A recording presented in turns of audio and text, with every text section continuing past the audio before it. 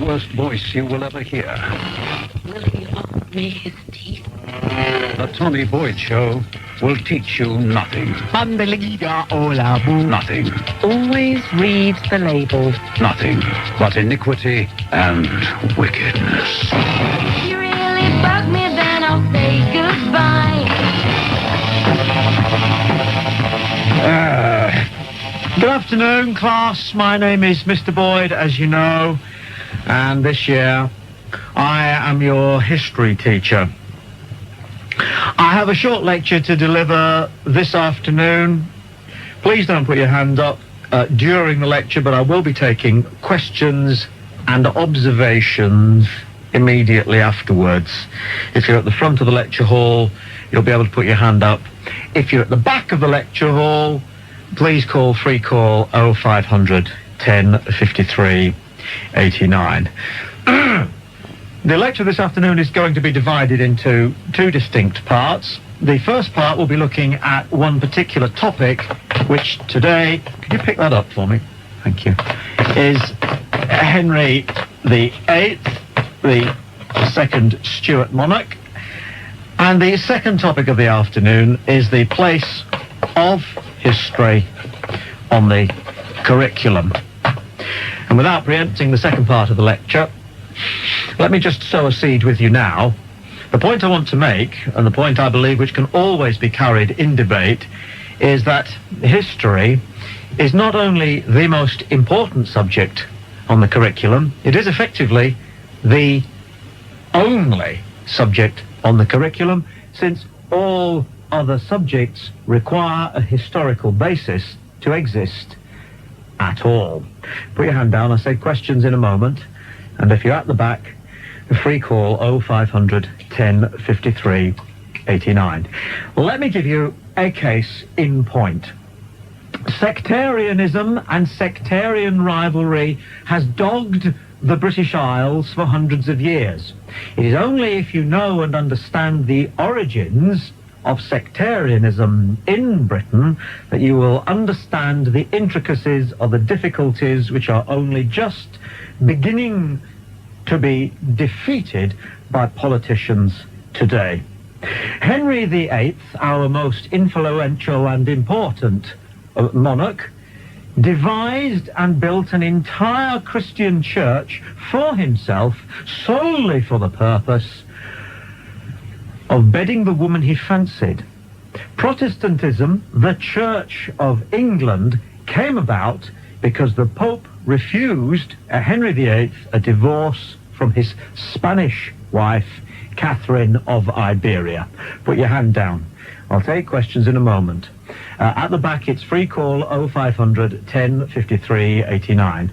Britain's most famous king, known, revered, and loved, although something of a figure of fun around the world, largely because of his unusual girth, married Catherine of Iberia in 1584 at the behest of his politicians, who were of the opinion that a liaison with Spain would rescue Britain from Spanish aggression. However, not only was Catherine of Aragon unable to provide Henry VIII with a male heir, she was also not his cup of tea in the boudoir department, whereas Anne Boleyn, a fresh-faced English waif with 6 fingers on each hand and not 2 but 3... Who laughed? It's a well-known fact. It was on a BBC Two documentary, but it isn't the point.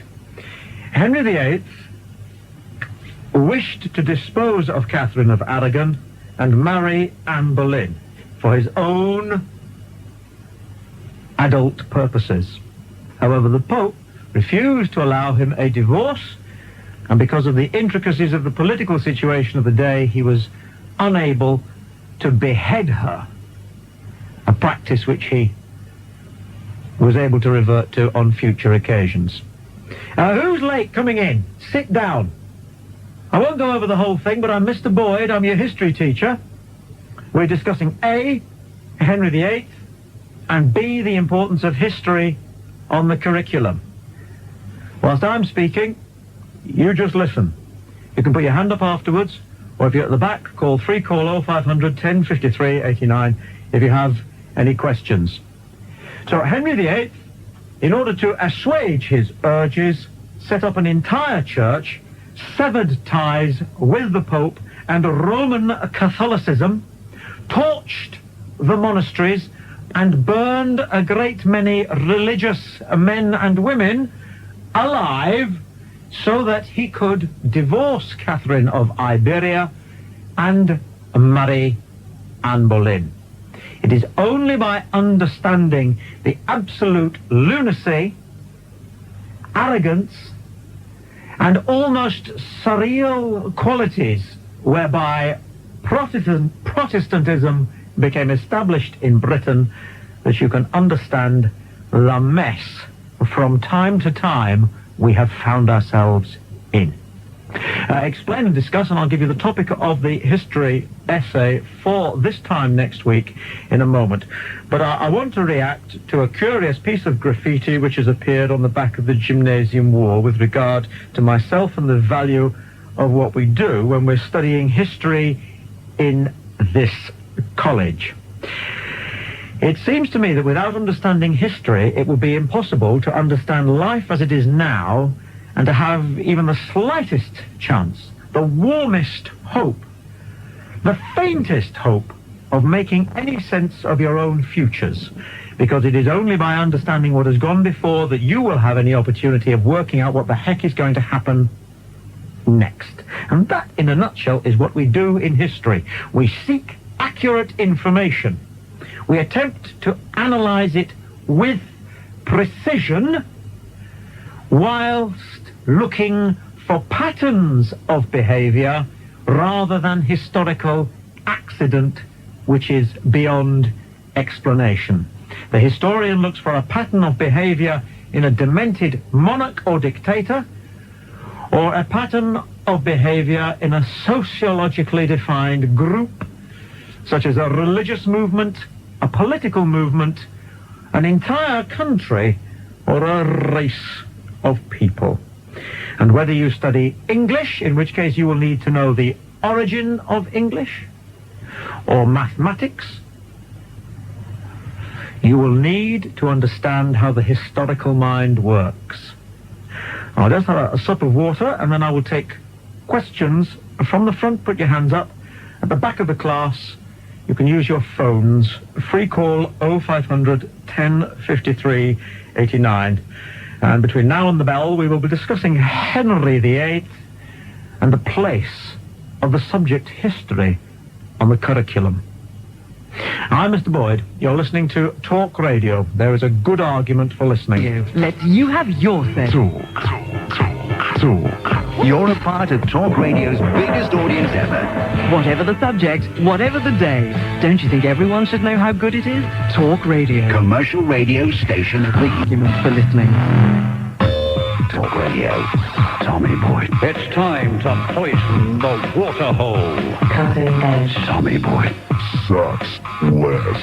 You know, I don't want to bring this up, but you've been treating a lot of people with a lot of disrespect.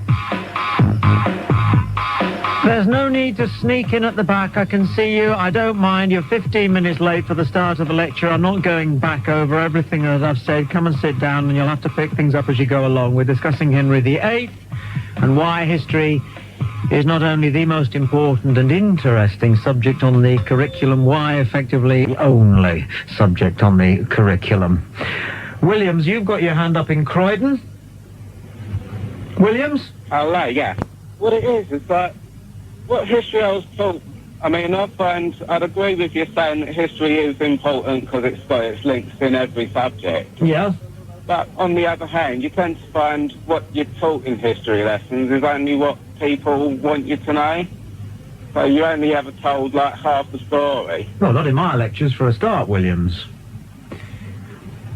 History is all about analysis. Yeah, I can agree with you there, but on the other hand, like, I mean, in a classroom, like, and a lesson an hour long, how much can you actually squeeze in? I mean, unless you're in a college studying history full time, then fair enough, you'd have the time to know everything, all the ins and outs. Well, what sort of subjects have you covered in history so far in your academic career, Williams? Well, I mean, to be honest, it was quite a while back I was at school, but I mean, there was sort of things like basically who was king at what time and who beheaded who had what wars. And, I mean, we did go into like sort of in-depth subjects on like certain little things at times. But like I say, to know the ins and outs of everything, unless you're studying history full time, you're only ever going to have time to hear little snippets. Well, the little snippets can be very interesting, can't they, Williams? Sorry? The little snippets can be very interesting. Yeah, they can, yeah, but like I say, you never really get to hear everything you wanted to hear. Well, what's to stop you going into a shop and buying a book all by yourself? What's to stop you deciding that Albania were responsible for the Second World War and going and doing the research and trying to prove your argument? Yeah, but on the other hand, I mean, again, with me, like, being in full-time work and all the other stuff I do, fitting in a social life, I mean, my personal interest in history now is sort of very limited. I might pick up a book every now and then sort of thing. But on the other hand, there are sort of things I have been curious about, like... like what? Well, for instance, like an uncle of mine, he like teaches African history. And, I mean, like, he's sort of come out with like a whole load of little things that I was curious about, like sort of during the war, sort of how many black guys were actually involved. Now, you see, you've raised a very good point here, Williams, because I can put my hand on my heart and I can tell you that I have never met a racist who had any knowledge of history. Never mind about African history. Yeah. Thank you for your call. I mean, thank you for putting your hand up at the back. Tobias, you've got your hand up. In Hull, what do you want? Well, I just wanted to say that, don't you think history, it's a bit irrelevant, you know? I mean, anything that happened more than 2 hours ago, it's not going to affect you anyway, right? And it's just going to make you miserable learning about your life, because it's all like rubbish anyway. Mm-hmm. And like in any case, if you're going to learn about British history, you know, it doesn't matter. I mean, Britain is not an important country. If you learn, you know, you could learn about American history, maybe that's important. But other than that, if you were to find out why Britain isn't an important country anymore, you might be able to tell people, just like Saddam Hussein's son did yesterday when he published his thesis, why America won't be an important country by the year 2015, because that's what he said. Now, would you have any chance of proving that? Well, not at all. It doesn't matter. What I'm saying is, anything that happened more than 2 hours ago, the future doesn't matter anyway. Yeah, you said that once. Now, if you repeat yourself again, right, I'm going to give you lines. Now, listen to me. You're going to live your life in the future, aren't you? Yeah. And what's the future going to be like? Because I know. I don't know. I do. You can't study that in a history book. Yes, you can. No, you can't. That's what you're studying. I'm studying about the future in my history books. That would be a good idea. That's what you're studying when you study history. You're studying the future. Now, if I'm studying about some English king that lived like 300 years ago, it doesn't matter. It's not going to have any effect on the future. If you study lots of English kings, you'll discover that the business of being a ruler has patterns to it. Those patterns obtain today and will obtain in the future. So if you know how English kings used to act 200 years ago, you will know how our presidents will act in 200 years' time. Are you saying that if you learn about an atom bomb that exploded in the Second World War, is that going to have an effect on whether there's going to be a nuclear war in 10 years? Yes. Not at all. Exactly. Not at all. Precisely. Totally. So it's irrelevant.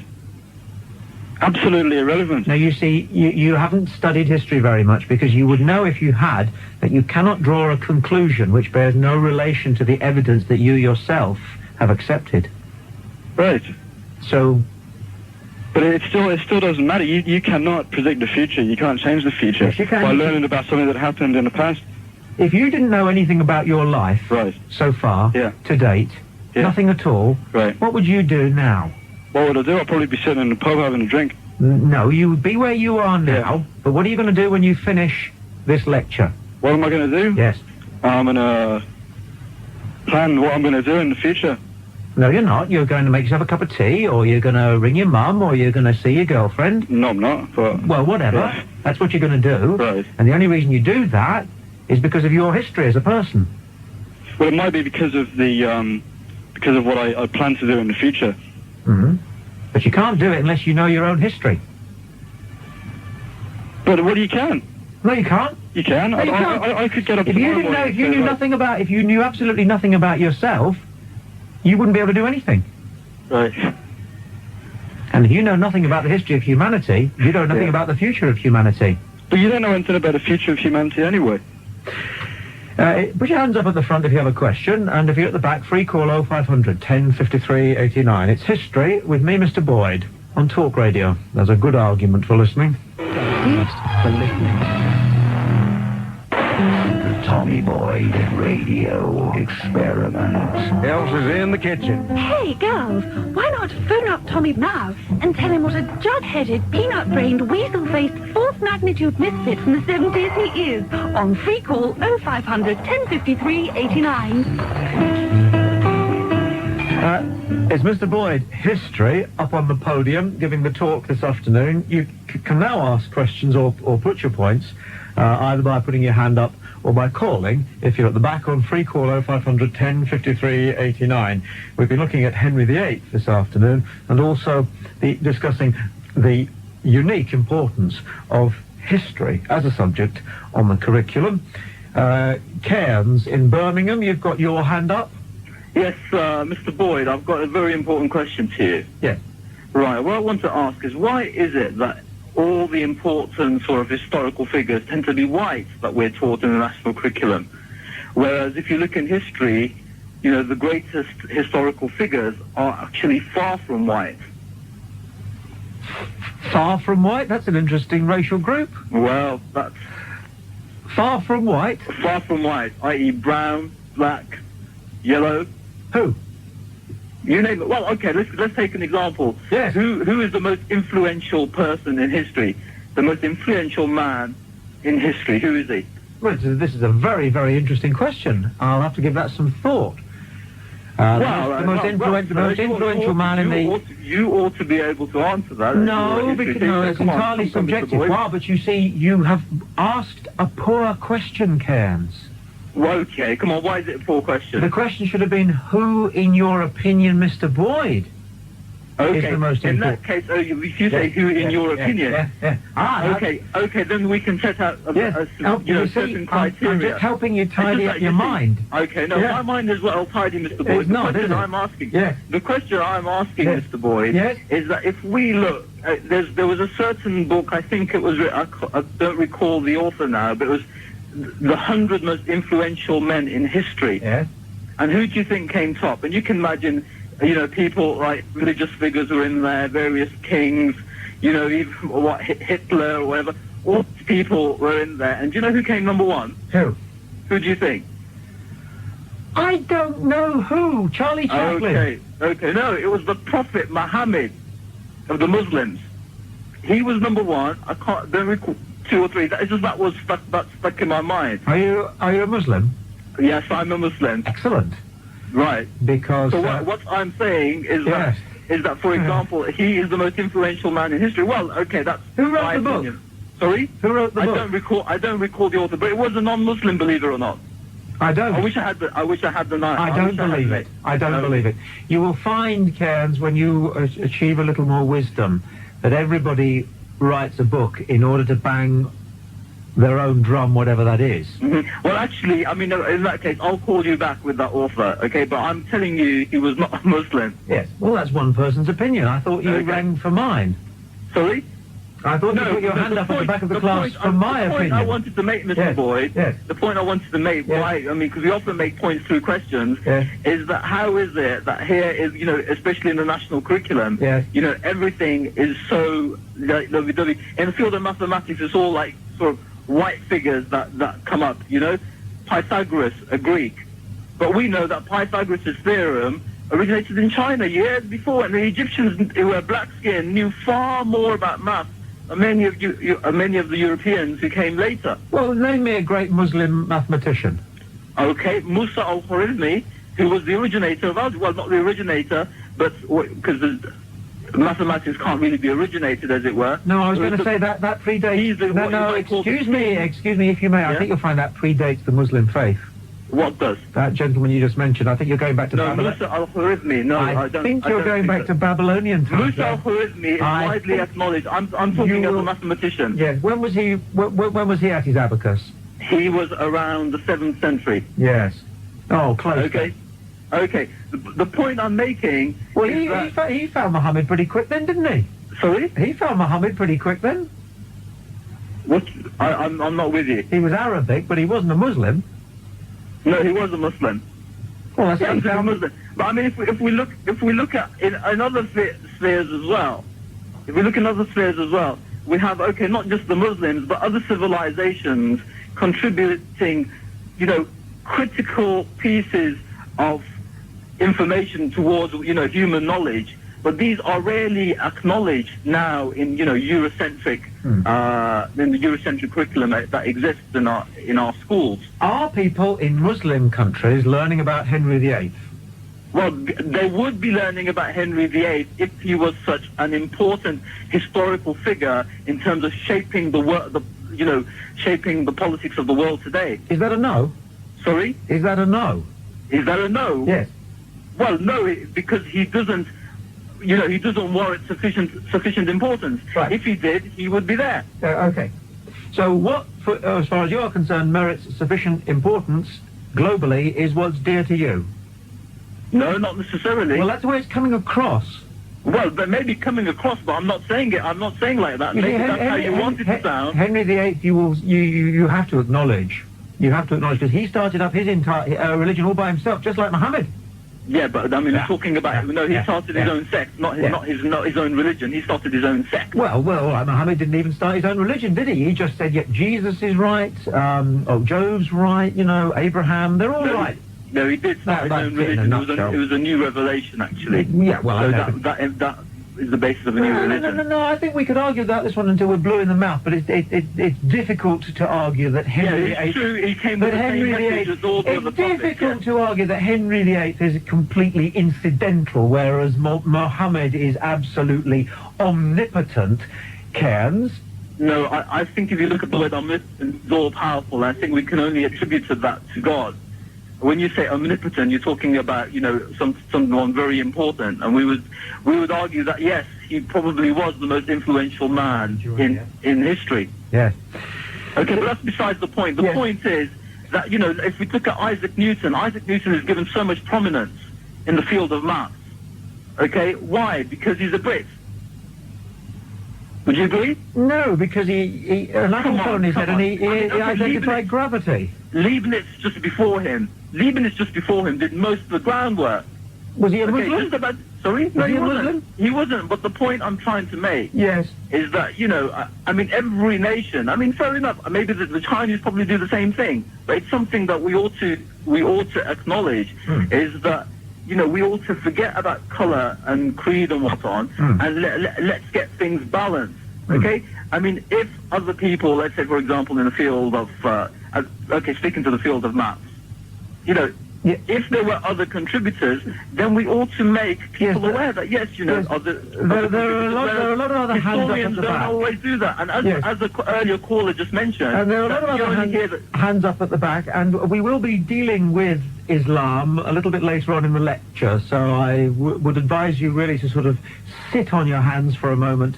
Who knows whether you might have something to contribute further in the discussion. Okay, I'll be happy to do so, but I've got to teach a lesson now, actually. I've got to get some views. Away you go. Free call 0500 1053 89. At the back of the class, I've been handed a note from somebody who doesn't want to actually speak. The hadith, the sayings of the Prophet, was written by Abu Bakr, who was a Muslim. Catherine calls from Cornwall. Hello, Mr. Boyd. Catherine. I'm a little bit nervous, but I'd just like to ask you where you get your information about history from. Like about Henry VIII being alive in 1584. Because I thought he died in 1547. Mr. Boyd. I don't think I said he was alive in 1584. I'm not sure if you were paying attention. Well, you also said that he married Catherine of Iberia. Something like that, wasn't it? No, it's Catherine of Aragon. Ah.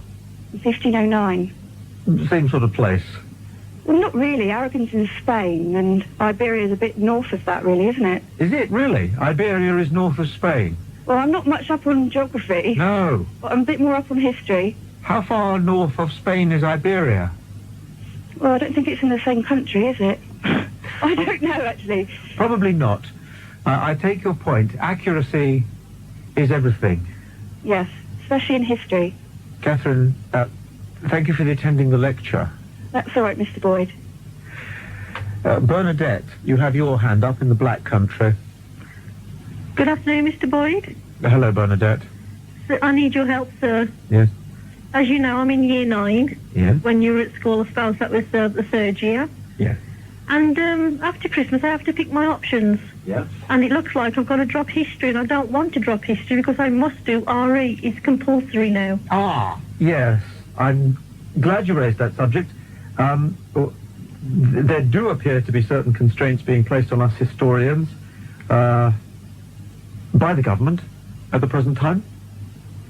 And it does seem as though RE, religious instruction, is being given the same educational value as history has always enjoyed. Now, would I be right in saying that you're uncomfortable with that sea change? Yes, I am, sir, because in the little box that you have to tick, RE, history and geography are in the same box. Yes, they are. And you can only choose 2 because RE is compulsory. I must yes, they one. are. And I don't want to do RE, sir. I want No. to do history and geography together. Mm. Can you help me, sir? Well, you could always attend extracurricular lessons, and I'd be perfectly happy to see you on a one-to-one basis, Bernadette. Right, that'd be great.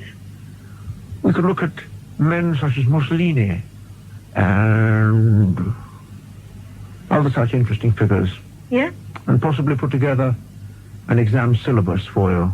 right. See me afterwards. Okay, then thank you, Mr. Boyd. Tall. Gilray in Aberdeen, you've got your hand up. Yes, Mr. Boyd, sir. Gilray. Bit noisy at the back here, sir, but, Yes, can we just generally settle down, please? There's only a few more moments to go before your precious bell goes, and I'd like our last few moments to be quality moments. Gilray. Point of clarification, sir. Did you actually say that Henry VIII was the first Stuart? No, the second Stuart. I thought he was a Tudor, sir. Yes, he was. Yes, he was a Tudor. His name was Tudor, but he was very Stuart-like. As in steward, as in a steward, or from the family that derived from that name, sir? He was Stuartish. Of all the Tudors, he was the most Stuart-like. I see, sir. Yes. Well, thank you for the point of clarification, sir. Just a bit confusing. Said, as I say, at the back here, a bit noisy. Couldn't actually make out exactly the point you were trying to make there, sir. Gilroy, I'm very grateful for your contribution. Thank you, sir. Put your hands up if you have any questions, or you can always call from the back of the hall. Free call 0500 1053 89. One last question, and Marriott, you've had your hand up for ages in Surrey. You're exactly right there. Hello? Marriott. Yes. My name's Stephen Marriott. Marriott will do for me, boy. Okay, that's perfect, I don't mind. My point, which I'd like to make, and I can tell that you will agree with me, and I'm so glad that I've managed to listen to your station this afternoon, because I've had a brain injury about 6 months ago, and since then nobody seems to understand the point of my conversations, which is understandable because some of the things I'm saying are not relevant to people's lives at the times, but in terms of the point that I think you're trying to make, it's just totally relevant, because it's the way I feel is that the only way any man who ever lives, or woman of course, whoever learns or whoever does anything in their lives, it's because of the history of their life, and the history that you do in your life got to do with the people who came before you. And so obviously the way forward, as in to not do negative things in life, is to assess what's happened in the past. If you're a good-natured person, from that you'll be able to think of ways of doing it in a different way, you see, and obviously in a much more positive way. And do you agree with me? And indeed, Mad, I couldn't have put it better myself, although A.J.P. Taylor tried. That ends today's lecture. In a moment, I will hand you over to Prince Rajeesh Alikhan, who will attempt to prove why Islam really works. This is Talk Radio. There's a good argument for listening. The afternoon guy. Why am I such a misfit? Talk to Prince Rajeesh Alikhan on Talk Radio. I smell bacon. Life's gonna suck when you grow up, when you grow up, when you grow up. Life's gonna suck when you grow up. It sucks pretty bad right now. Life's gonna suck when you grow up, when you grow up, when you grow up. Life's gonna suck when you grow up. It sucks pretty bad right now. Life's gonna suck when you grow up, when you grow up, when you grow up. Life's gonna suck when you grow up, and then you're gonna die. Rajeesh Alikhan on Talk Radio. Greetings, Prince Rajeesh Alikhan, with you until 5 o'clock. Now, people come up to me in the street and they say, Prince, tell us more about the new Islam, the new way, new Islam light. You know, you hate the Americans and American foreign policy, but you don't mind Bruce Willis movies. Fine. What's in it for me? Well, you like a beer? Fine. Under old Islam, you couldn't touch the stuff. Under new Islam light, you worship Muhammad and Allah, but you know what Friday nights are for. You catch my drift? All right. Now, free call 0500 1053 89. How can we prove that Islam and Muhammad is the way? Well, let me prove it to you, and let me prove it to you tonight. Let me prove to you tonight that Islam works. Let me prove that Islam works for you. Let me prove that Islam will answer your prayers. Call me now. Free call 0500 1053 89 with a wish that is dear to your heart. Let me pick a wish which is dear to the heart of all English men, Scottish men, Welsh men, Irish men, and a great many British women and children. Let me pick on a wish which is dear to you all and ask you to wish for that wish and hear the power of your prayer and witness the evidence of its deliverance. We all wish that Dynamo Kiev will turn over the Arsenal at Wembley tonight.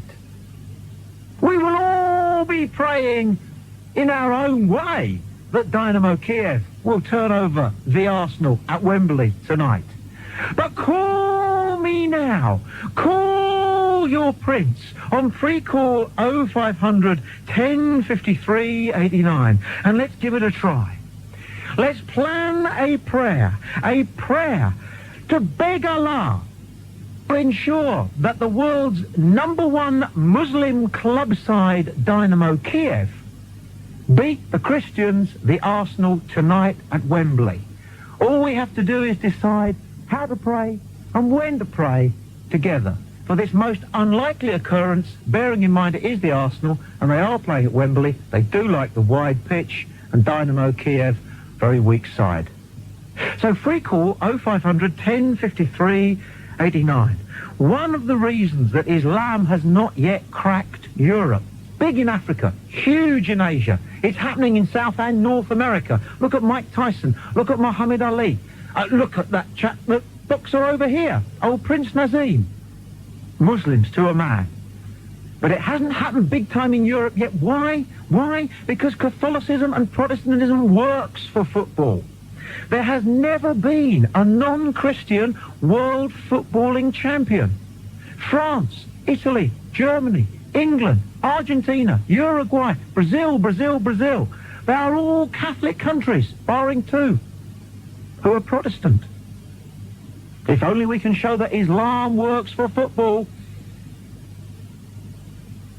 The and the joys of Allah and the Prophet Muhammad, may he rest in peace, will be with us all. Please call me now your Prince. Free call 0500 10 53 89. This is your Prince on Talk Radio. There is a good argument for listening.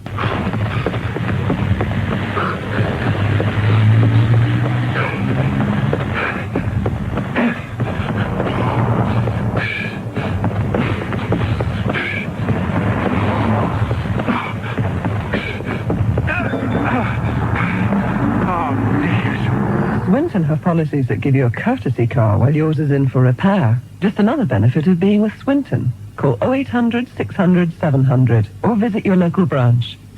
Talk to Prince Rajeesh Alikhan now on free call 0500 1053 89. And let's prove that Islam, new Islam light, is the religion for you. Shahid calls from East London. Shahid, greetings. Assalamu alaikum, Prince. And the same to you. You should buy wa alaikum salam. With brass knobs on, cock. All right. All right. So you want to talk about football, yeah, and prayers, yeah? I want to prove to my people. Right, this what it is, yeah? When you do normal prayer in Islam, yeah? Yeah. It's called salat, yeah? Yeah. And it's recited form in Arabic, yeah? Yeah. But there is this thing in your salat which is called dua, yeah? Yeah. Which is a supplication which you can ask even in Arabic language or your own language, yeah? Yeah. So I say I wouldn't really as a Muslim say, yeah, let's win a football match tonight, yeah? Because you know he's Dynamo Kiev, yeah? Yeah. I think it's a Russian or Ukrainian team. As far as I'm concerned, yeah, they're not Muslims, so I pray for them. No, a lot of them are Muslims, man. A lot of them are old Muslims. Old Muslims? Old Muslims. What do you mean old Muslims? Well, you know, Sunni Muslims and all Sunni that. Muslims? Yeah, all that. Yeah. If they're Sunni Muslims, it doesn't mean they're old Muslims, does it? Well, it goes back a bit, doesn't it? Well, of course Islam goes back a bit. It goes back to the start of Islam, really, doesn't it? Anyway, it's not old Muslims, then, my point is this: there's a little bit of Russian orthodoxy in the Ukraine, but generally speaking, they don't like anything that's Russian in the Ukraine anymore. So they're beginning to... I'm not praying for some Orthodox Christian. I'll tell you that one thing. Well, there's only a couple of Orthodox Christians, isn't there? Oh, I suppose the rest of them are embracing Muhammad. May he rest in peace. Inshallah. Okay. Inshallah, my friend. Inshallah, greetings. What is the prayer? Is it Arabic? What do you mean? Do you mean the salat or do you mean dua? Could you pray for me, to your God, for Dynamo Kiev to turn over the Arsenal at Wembley tonight? I don't know if as a Muslim I should be praying about football, yeah, but as I said, yeah, you do salat, it's a recited formula, yeah. Could you do that for me then? Is it quick? Is it quite a quick prayer? In your dua, yeah, then you can ask for it. That's your supplication, isn't it? You can't ask anything else. It's getting a bit labyrinthine for me here again, and you know, one of the great things about Islam Light is it's pretty simple. You don't have to do too much work. Is that all right? But I can't do the salat now because I've got to do wudu and then I've got to find the Qibla and Mecca. We don't bother with prayer mats or anything like that. You have to. Otherwise it's haram, innit? Where are you calling from? Romford in Essex. Do you know whereabouts Wembley is from Romford in Essex? Yeah, that's in north-east London, isn't it? All right, yeah, we'll turn to face north-east London. No, then. I can't do that. Why not? Otherwise, in order to pray, you've got to find the Qibla, yeah, which is the direction of prayer. That's the Holy Kaaba in Mecca, yeah? Yeah, but this is New Islam Light, man. Sorry, man, you can't do that. Well, look, I'm starting a new branch of a wonderful religion, and I'm going to bring it to the people of Europe. Allah, man. How am I going to prove that Islam works if we don't pray? Islam's cracked Europe already, Jesus. It has not, my friend. Yeah, you look at the Bosnians Albanians. Look at the Bosnians Albanians. They're all Muslim, yeah? It's not really Europe, is it? That's not really Europe. Excuse me, it's not really Europe. Are they in the Eurovision Song Contest? Well, they could. Well, if Israel are they in the Champions League? Have they got anybody in the Champions League? European vision. Muslims, isn't it? Look, we've got Israel in the Champions League. We haven't got Bosnia in. Your Bosnia will be in a couple of years' time. Don't worry. Anyway, I'm grateful to talk to you. Right. Will you be praying at 5 o'clock for the Kiev to turn over the Arsenal? If it's proof they're Muslims, I will. All right. If the Kiev turn over the Arsenal tonight, proof that New Islam is the way. Nads calls from Lancashire. You're on Talk Radio. Nads, greetings. Hi, how you doing? Nads, I'm good. You? Right. All the best to both teams, really. You should be wishing both teams well. I mean, one's Muslim, one's Christian. Should it really matter who's what? Yes, it should. I mean, sportsmanship is about people, not their religions. I mean, put the religion aside. These are men playing men. I'm trying to light a fire, but Nads, I'm trying to demonstrate to people the power of New Islam Light. I mean, fine, you know, you see these American football players, they have prayers just before they go on to the match, don't they? Fine, do it in your own time. But when you're on the football pitch, you're two men playing a game for pleasure. Yeah. Your religion doesn't come into it. I mean, 5 o'clock, do you think the Kievs are going to stop and start praying? If religion doesn't come into it, how come only Christian countries win the World Cup? No, that's not true. It's for the Muslim countries to try better and push harder. No, but it is true that only Christian countries have won the World Cup. Sorry? It is true that only Christian countries... Well, of course it is true, but the thing is, Christian people are brought up with sport more emphasised than Muslim countries are. There are people in Europe who believe that it could be, all right, that Islam is not in touch with football. Which is true. A lot of people do say that. It feels like that, doesn't it? Well, how am I going to convert people then? Because the bulk of this country is... Very difficult. I mean, you'll have a lot of people in the UK who are... So what people care about is football nowadays, man. Listen, you've got a lot of people in the UK who are British-born Muslims, yeah? Okay, they're quite into sports, you know, and they love the sports, actually, whatever, athletics, football, cricket, whatever. And they like to strive for it, but their communities, be it Asian Muslims or wherever else they come from, don't really push them for that, do they? I mean, if you was to find a Brazilian Muslim, which I don't know if you can, I can't, but if you was to find one, I bet he's into football quite thoroughly. Listen, it's Prince Rajeesh Alikhan with a short but powerful experiment which I believe will prove the power of New Islam light.